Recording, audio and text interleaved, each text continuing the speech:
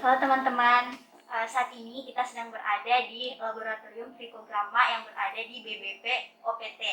Nah, saat ini kita juga sudah bersama dengan Ibu Sudarti. Adik-adik ya, adik-adik saja lah, biar kelihatan senior gitu. Halo adik-adik semuanya. Trikograma itu merupakan salah satu dari parasitoid kelompok telur penggerek batang padi. Jadi di kelompok telur penggerek batang padi itu ada 3 parasitoidnya yang biasanya ada di dalam, yang parasitoid di dalam ya, itu ada Tetrastichus, Telenomus, sama Trichogramma. Tapi dari ketiga parasitoid tersebut yang bisa dipelihara dengan inang alternatif adalah yang Trichogramma. Karena itulah yang kita kembangkan di laboratorium untuk perbanyakannya. Masal itu kita menggunakan inang yaitu ulat beras atau Corsira cephalonica. Itu inang yang kita gunakan untuk perbanyakan, terus nanti kemudian bisa dilepaskan ke lapangan lagi. Bahwa kita itu menerima permintaan dari mana saja, dari laboratorium yang ada di daerah, LPHP boleh, dari petani langsung boleh, dari kelompok tani atau dari pengembang, teman-teman pengembang atau PPAH itu boleh juga, asal mengajukan surat terus nanti kita kirim. Tapi mohon maaf sekali lagi karena Trikograma ini labnya terbatas dan kita menjangkau seluruh nasional gitu, kami menyarankannya itu digunakan untuk starter lagi. Jadi di daerah itu dikembangkan lagi sebelum diaplikasikan ke lapangan. Kalau minta dalam jumlah ribuan langsung diaplikasikan di lapangan ya mohon maaf tidak tersedia, tapi boleh, siapa saja boleh. Dan sekarang itu distribusinya tidak hanya di maksudnya di Jawa saja gitu, walaupun agak susah. Memang kadang kita terkendala di pengiriman ya, karena kita mengirim serangga gitu kan, yang namanya serangga mana umurnya pendek gitu kan, 7 hari ya kan si Trikograma itu umurnya, jadi harus hati-hati dalam mengirimnya. Tapi alhamdulillah sudah pernah sampai Manado, sudah sampai Bali gitu, sudah menjangkau daerah yang lain. Alhamdulillah sudah. Baik teman-teman, seperti itu. Selanjutnya kita akan belajar nih, mungkin mempraktekkan sedikit ya Bu. Diikutin terus ya. Jadi adik-adik ya, yang sudah dibilang bahwa kita akan menggunakan telur Corsira untuk menggantikan telur penggerek batang padi, maka untuk mendapatkan telurnya kita harus memanen dulu ngengatnya. Ini kita akan praktek memanen ngengatnya, kemudian dimasukkan ke dalam tabung peneluran seperti ini. Jadi nanti ngengat yang dipanen akan dimasukkan ke dalam tabung peneluran. Seperti itu, menangkapnya dengan menggunakan tes tube yang dimasukkan dulu ke dalam tes tube. Itu biasanya kepalanya, soalnya kalau ekornya yang dimasukkan dia loncat, nggak bisa masuk ke tes tube ya. Seperti itu biasanya kami sambil dihitung, karena maksimal di tabung peneluran ini isinya 300 ngat. Nah, seperti itu cara panen ngengatnya, kemudian dimasukkan ke dalam tabung peneluran. Nanti 24 jam kemudian baru kita panen telurnya. Ya, seperti itu. Oke. Jadi adik-adik tadi setelah 24 jam maka sudah telur yang ngengat yang kita panen tadi sudah menghasilkan telur seperti ini. Jadi ini sudah siap untuk dipanen. Silahkan telurnya. Cara panennya sederhana saja, kita menggunakan kuas untuk mengumpulkan telurnya. Telur itu dikumpulkan di nampan, kemudian nanti dibersihkan dan disterilkan. Ada yang di atas, ada yang di bawah, ada juga yang menempel di dinding, makanya harus dialasin itu dalam rangka itu. Telurnya sangat kecil. Telurnya seperti itu. Nanti kita saring dengan saringan teh seperti biasa itu untuk membersihkannya. Udah. Kita bersihkan debunya, dikipas saja pelan-pelan. Kalau kipasnya terlalu kenceng ntar lari, telurnya ikut lari. Ya seperti itu nanti di cara membersihkannya supaya sisik-sisik dari ngengatnya itu hilang gitu. Setelah itu kita saring dengan menggunakan saringan teh. Itu kan kalau tungkai biasanya kan tidak eh, hilang saat kita kipas, tungkainya kita pisahkan dengan disaring. Dan kotoran-kotoran yang besar yang lain biasanya itu kita saring. Itu yang jatuh telur, Bu? Iya, itu yang jatuh adalah telurnya.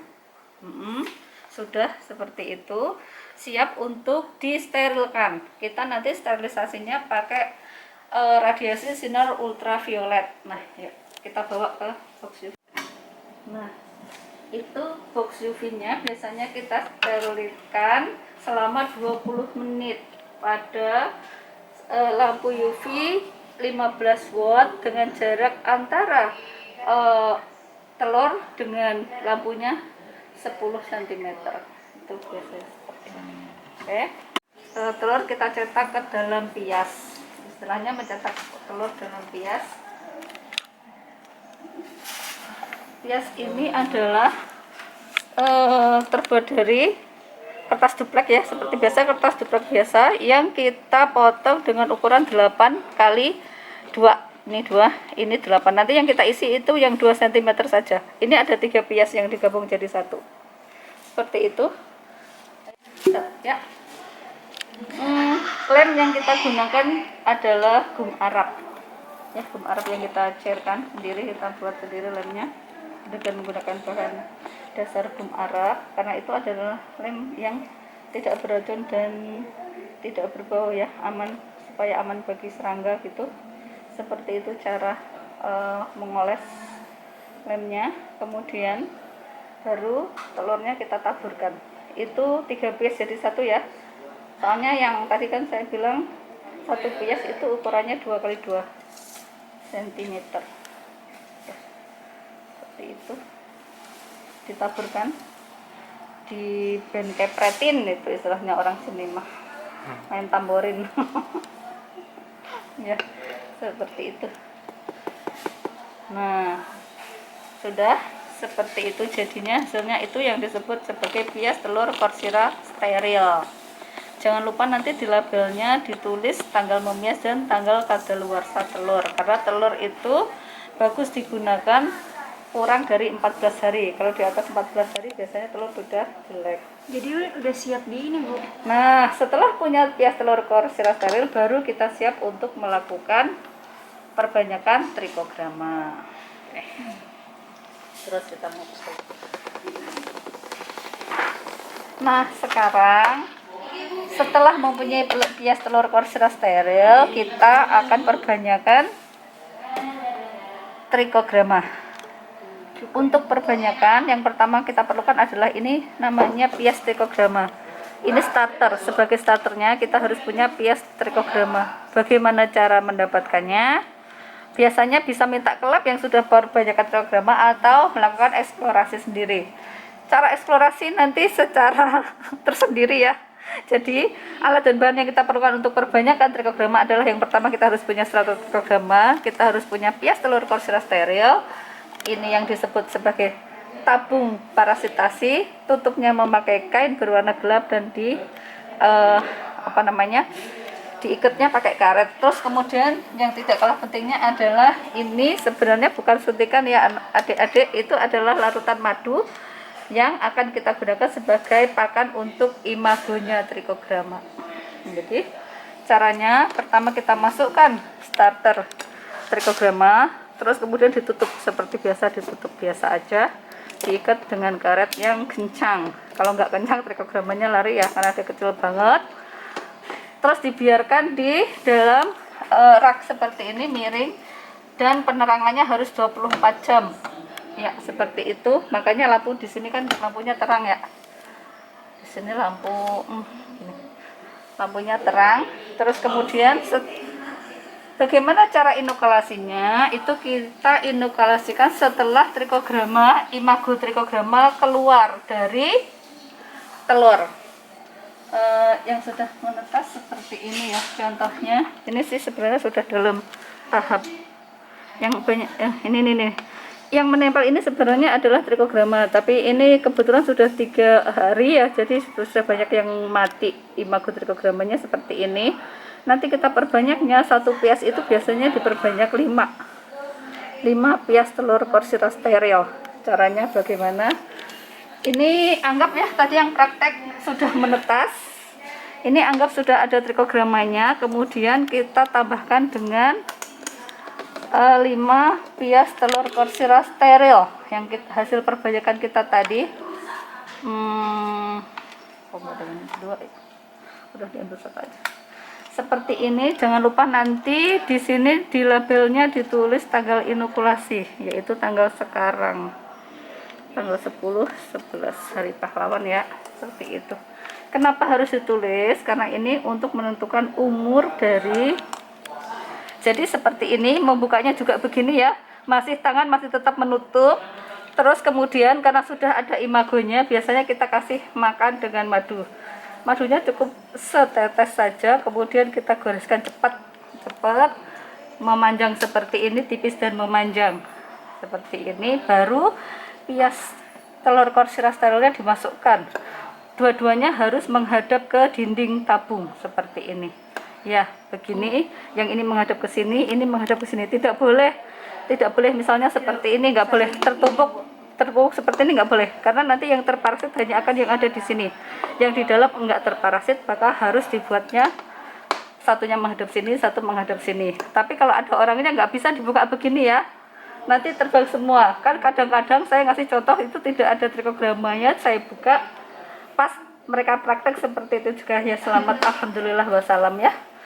Jadi harus hati-hati. Jadi nutupnya tuh tangan itu harus tetap siaga seperti ini. Mau membuka juga sebentar, masuk, tutup lagi, masuk lagi Itu gitu ya. dikasih madunya tiap hari, Bu. Kalau ada orangnya, sebenarnya hasil penelitian itu 2 hari sekali. Dari beberapa jurnal yang kami baca dan pernah kami praktekkan, umurnya kan cuma 4 hari ya. 4 hari itu dia sudah menghitam.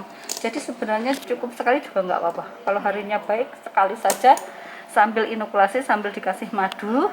Terus kemudian, nah itu nanti prosesnya seperti itu ya. Seperti itu. Jadi itu nanti kita letakkan. 4 hari kemudian dia akan menghitam.